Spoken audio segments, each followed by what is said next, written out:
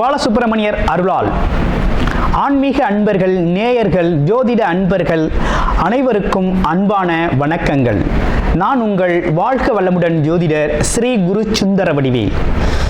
இப்போ பார்த்தீங்கன்னா 2025 நடக்க இருக்கிற தமிழ் புத்தாண்டு எப்படி இருக்குது, என்னென்ன விசேஷங்கள் இருக்குது, ஒவ்வொரு ராசிக்கும் எப்படி இருக்கும், என்ன செய்யலாம், என்ன செய்யக்கூடாது, என்ன விதமான வழிபாடுகள் செய்யணும், ஒவ்வொரு நட்சத்திரங்களுக்கும் என்ன விதமான பலன்கள் இருக்குது, இந்த ஆண்டு முழுவதும் இருக்கக்கூடிய கிரக பெயர்ச்சிகளால் ஏற்படக்கூடிய மாற்றங்கள் என்ன, வளர்ச்சி எப்படி இருக்கும், குடும்ப வாழ்க்கை எப்படி இருக்கும், சுப நிகழ்ச்சிகள் எப்படி இருக்கும், வீடு, வண்டி, வாகனம் மற்றும் அசையும் மற்றும் அசையா சொத்துக்கள் யாருக்கு அமையும், குழந்தை பாக்கியம் யாருக்கு கிடைக்கும் அப்படிங்கும் பல்வேறு விஷயங்களை பற்றி இந்த ஒரு வருடம் இருக்கக்கூடிய மொத்த பலனையும் நம்ம இந்த வீடியோ மூலமாக பார்க்க இருக்கிறோம். இப்போ இந்த விசுவாவசு வருடம் தமிழ் புத்தாண்டுகளில் 60 வருடங்களில் 39வது வருடம் தான் இந்த வருடம். இந்த வருடம் இந்த ஆண்டு பிறக்குது. இந்த வருடத்தில் பிறக்கும் குழந்தைகள் தைரியமாக குழந்தைகளாகவும், எல்லோரையும் அனுசரித்து தெரியக்கூடிய குழந்தைகளாகவும், பண்புள்ள குழந்தைகளாகவும், அது மட்டும் இல்லாமல் தர்ம காரியங்கள், புண்ணிய காரியங்கள் ஈடுபடக்கூடிய குழந்தைகளாகவும் பிறப்பார்கள் அப்படிங்கிறது சித்தர் பாடல்களில் உள்ள ஒரு அமைப்பு. அது மட்டும் இல்லாமல் தன் மகனை சான்றோன் என கேட்ட தாய் அப்படிங்கிறது மாதிரி அந்த குழந்தைகள் பெற்றோருக்கு பெருமை சேர்ப்பார்கள் அப்படிங்கிற ஒரு விஷயமும் இருக்குது. இப்போ இந்த வருடத்தில் இந்த வருட பிறப்பின் அடிப்படையில் சூரியன் அப்படிங்கிற ஒரு ராஜாவாகவும் மந்திரியாகவும் இருக்கிறதுனால அரசியல் மாற்றங்கள், அதிகாரம் சார்ந்த மாற்றங்கள் அப்படிங்கிற ஒரு விஷயம் நடக்க இருக்குது. அதையும் தாண்டி மழை பொழிவு அப்படிங்கிறது ரொம்ப அதீதமாக இருக்குது. விவசாயம் செழிக்கும், தானிய உற்பத்திகள் அதிகரிக்கும். அடுத்து பார்த்தீங்கன்னா மக்கள் செழிப்பமடைவார்கள். வருமானத்தை விட செலவு கம்மியாக இருக்கும், சேமிப்பு அதிகரிக்கும், தங்கம், வெள்ளி, ஆபரணங்கள் வாங்கக்கூடிய தன்மை ஏற்படுது. அது இல்லாமல் பார்த்தீங்கன்னா இந்த காலகட்டத்தில் பசுக்கள் உற்பத்தி அப்படிங்கிற ஒரு விஷயம் ரொம்ப நல்லா இருக்குது. அடுத்து பார்த்தீங்கன்னா மக்கள் மீது வரி அப்படிங்கிற ஒரு விஷயம் அதிகரிக்கக்கூடிய சூழ்நிலை அப்படிங்கிறதும் இருக்குது. ஆக மொத்தத்தில் இந்த விசுவாவசு வருடம் அப்படிங்கிறது மற்ற வருடங்களை விட இந்த வருடத்தில் மக்களின் வளர்ச்சி அப்படிங்கிறது நல்லா இருக்கு. திரைப்படத்துறை ரொம்ப நல்லா இருக்கு. பெண்களுக்கான வளர்ச்சி, பெண்களுக்கான திட்டங்கள் அப்படிங்கிற ஒரு விஷயத்தை அரசாங்கங்கள் அதற்கான முக்கியத்துவம் கொடுக்க இருக்கிறாங்க. அந்த வகையில் அவங்களோட தனி முன்னேற்றம் அப்படிங்கிறது இந்த காலகட்டத்தில், இந்த வருடத்தில் ரொம்ப அதிகமாக இருக்கக்கூடிய அமைப்பு இருக்கு.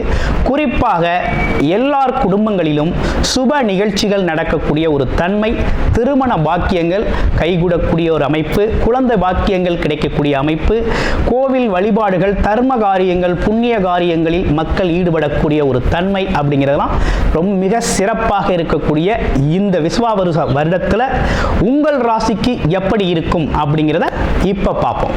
பூர நட்சத்திரம். பூர நட்சத்திரக்கு இந்த விசுவாவசு வருடம் என்ன சொல்லுது அப்படின்னு பார்த்தோம்னா, வீடு, வண்டி, வாகனங்கள் சம்பந்தப்பட்ட விஷயங்களில் வாங்கலாம். அதுவும் நடிப்புத்துறை, கலை இலக்கிய துறையில் இருக்கவங்களுக்கெல்லாம் மிகப்பெரிய முன்னேற்றம் உண்டு. சோசியல் மீடியாவில் இருக்கிறவங்கெல்லாம் திடீர் அதிர்ஷ்ட வாய்ப்புகள் கிடைக்கக்கூடிய ஒரு அமைப்பு அப்படிங்கிறது இருக்குது.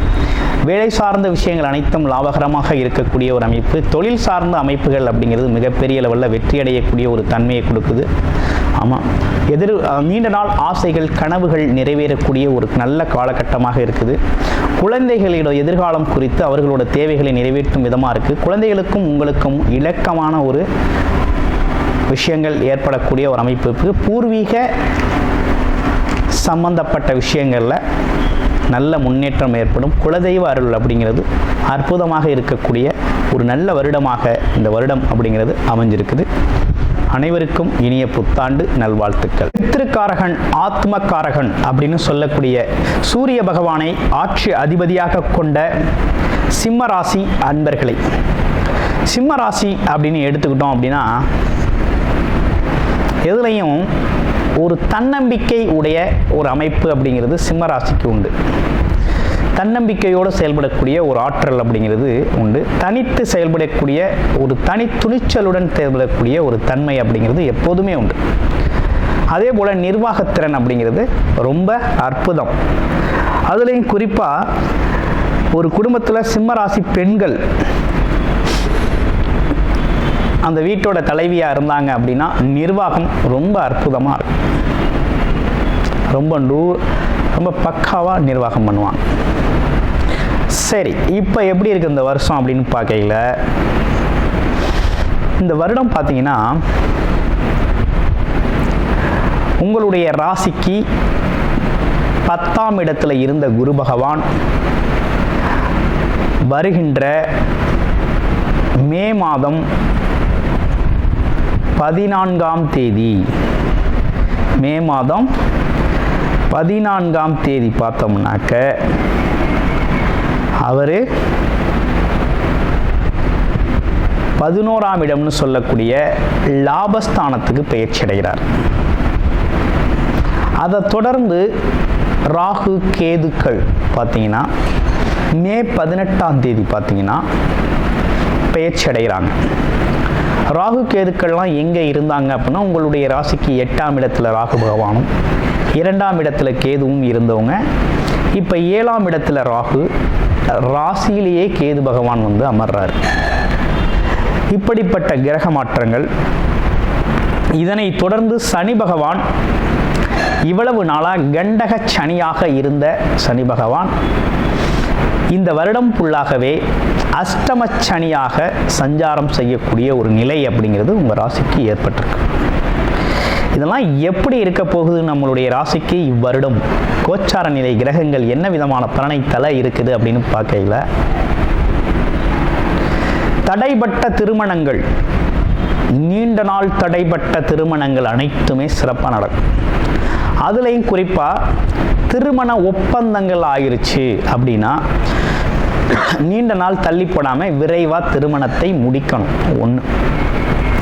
அதுலேயும் திருமணம் ஆன உடனேயே சின்ன சின்ன கணவன் மனைவி சிறு சிறு பிரச்சனைகள் வர்றது அப்படிங்கிறது வரக்கூடிய அமைப்பும் உண்டு.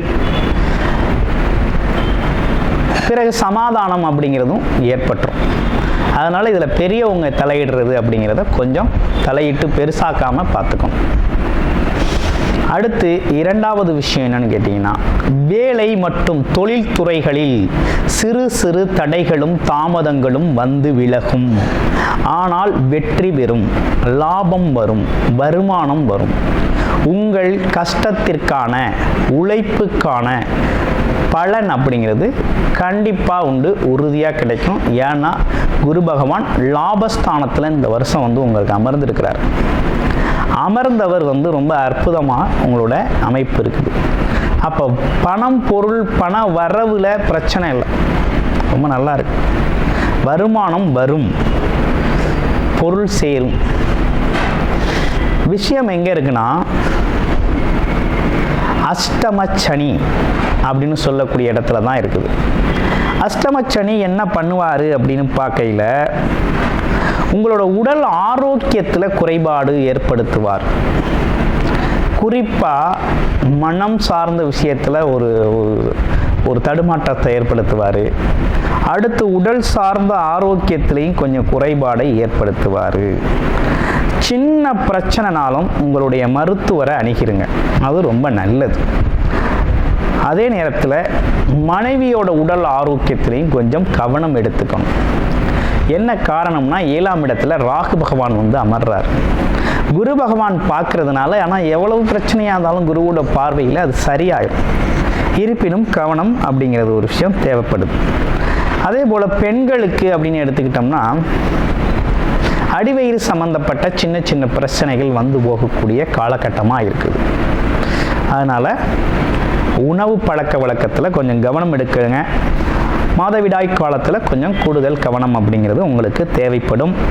மிகுந்த அக்கறை அப்படிங்கிறது உடலுக்கு தேவை. சிம்ம ராசி அன்பர்களுக்கு அது ஆணாக இருந்தாலும் சரி பெண்ணாக இருந்தாலும் சரி தேவை. அடுத்து பழைய பாக்கிகள் ஏதேதும் உங்கள்கிட்ட நீங்கள் வசூலாகணும், கொடுத்துருக்கீங்க, தொழில் பண்ணுறீங்க அப்படின்னா கொஞ்சம் லேட்டாக தான் கிடைக்கும். நீங்கள் நினச்ச நேரத்தில் வராது, கொஞ்சம் தாமதமாக தான் வரும். அப்படிங்கிற ஒரு காலதாமதத்தோடு வரக்கூடிய ஒரு அமைப்பு அப்படிங்கிறது இருக்குது. கூடுமானவரை சிம்மராசி ஆண்களோ பெண்களோ குடும்ப உறுப்பினர்களிடையே அமைதி காப்பது நல்லது. வார்த்தை பிரயோகத்தில் கூடுதல் கவனம் எடுத்துக்கிறதும் நல்லது அப்படிங்கிறது மாதிரி இந்த வருடம் இருக்குது. அதே போல் குழந்தைகளுக்கு நல்ல முன்னேற்றம் உண்டு. ஏன்னா குரு பகவான் 5ஆம் இடமான அவருடைய இடத்தையே பார்க்குறார், உங்கள் ராசிக்கு 5ஆம் இடம். அப்போ என்ன நடக்குதுன்னா, குழந்தைகளோட முன்னேற்றம் ரொம்ப நல்லா இருக்கும், நல்லா படிப்பாங்க, நல்ல வேலை கிடைக்கும், நல்லபடியாக சுபிட்சமாக ஆரோக்கியமாக இருப்பாங்க. அவங்கள பற்றி நீங்கள் நினச்சி கவலை கொள்ள வேண்டிய அவசியம் இருக்காது. அது ரொம்ப நல்லா இருக்குது. ஆக மொத்தத்தில் இந்த வருடம் அப்படிங்கிறது பார்த்தீங்கன்னா, வண்டி வாகனங்கள் சம்பந்தப்பட்ட விஷயத்தில் பயணம் போகிறதுல கவனம் எடுத்துக்கணும். அடுத்து உடல் ஆரோக்கியத்தில் கவனம் எடுத்துக்கணும். அதே போல் கால் பாதங்கள், கை கால் மூட்டு இதெல்லாம் கொஞ்சம் கவனம் எடுத்துக்கணும். ஜீரண உறுப்புகள்னு சொல்லக்கூடிய வயிறு சம்பந்தப்பட்ட பகுதிகளில் கொஞ்சம் கூடுதல் கவனம் எடுத்துக்கணும். உணவுக்கு ஒவ்வாத உணவுகளை உண்ணக்கூடாது அப்படிங்கிற மாதிரி இருக்குது. ஸோ இந்த காலகட்டம் முழுக்க முழுக்க ஒரு அவேர்னஸ், கவனத்தை கொடுக்கக்கூடிய உடல் சார்ந்த கவனம் அப்படிங்கிறது இந்த வருடம் ஃபுல்லாகவே அவசியம். அடுத்து இந்த வருடம் ஃபுல்லாகவே பணம் மற்றும் பொருளாதாரம் அப்படிங்கிறது உயர்வை தான் நீங்கள் சந்திக்க போகிறீங்க, அதில் எந்த மாற்றம் இல்லை. கணவன் மனைவியிடையே சிறு சிறு கருத்து வேறுபாடுகள் குடும்ப உறுப்பினர் நண்பர்களிடையே இருந்தாலும் அது உடனடியாக சரியாகிறது மாதிரி இணக்கமாக போகிறது நல்லது. அடுத்து குழந்தைகளோட வளர்ச்சி நல்லாயிருக்கும். ஸோ கிட்டத்தட்ட இதுதான் உங்களுக்கானது. தொழில் வேலை வளர்ச்சிகள் அப்படிங்கிறது கொஞ்சம் தாமதமானாலும் நீங்கள் நினைத்தவாறு நல்லபடியாக நடக்கும், கொஞ்சம் தாமதத்தோடு நடக்கும். அதாவது இந்த வாரம் நினச்சிருந்தீங்கன்னா அடுத்த வாரம் நடக்கும் அப்படிங்கிற மாதிரி கொஞ்சம் லேட் ஆகும். மற்றபடி வேற ஒன்றும் இல்லை. உங்களுடைய பிறப்பு ஜாதகம் எப்படி இருக்குது, ஜாதக அடிப்படையில் என்ன தசாபுத்தி அமைப்புகள் நடக்குது அப்படிங்கிறத பார்த்துக்கிட்டு பலனெடுங்க. ரொம்ப சூப்பராக அற்புதமாக இருக்கக்கூடிய ஒரு அற்புதமான வருடமாக இந்த வருடம் அப்படிங்கிறது அமைஞ்சிருக்கு. கூடுமான வரையும் அஷ்டமச்சனி காலம் வர்றதுனால மாதம் வெற்றிலை மாலை ஆஞ்சநேயருக்கு சனிக்கிழமைகளில் வெற்றிலை மாலை சாற்றி வழிபாடு செஞ்சுக்கிட்டு வாங்க. மாதம் வாரம் ஆஞ்சநேயருக்கு நெய் விளக்கேற்றி வழிபாடு செஞ்சுக்கிட்டு வாங்க சனிக்கிழமைகள். இது உங்களோட தொழில் வளர்ச்சியையும் உடல் ஆரோக்கியத்தையும் உறவு நிலைகளில் இருக்கக்கூடிய மனஸ்தாபங்களையும் போக்கக்கூடிய வகையில் ரொம்ப அற்புதமாக இருக்கும், ரொம்ப சிறப்பை தரும். அனைவருக்கும் இனிய தமிழ் புத்தாண்டு நல்வாழ்த்துக்கள். கூடுதல் தகவலாக நேயர்களின் விருப்பத்திற்கிணங்க நமது ஸ்ரீ பாலசுப்பிரமணியர் ஆலயத்தில் அனைத்து விதமான சகல விதமான தோஷங்களும் நிவர்த்தி அடைய பரிகார பூஜைகள் தொடர்ச்சியாக நடக்க இருக்குது.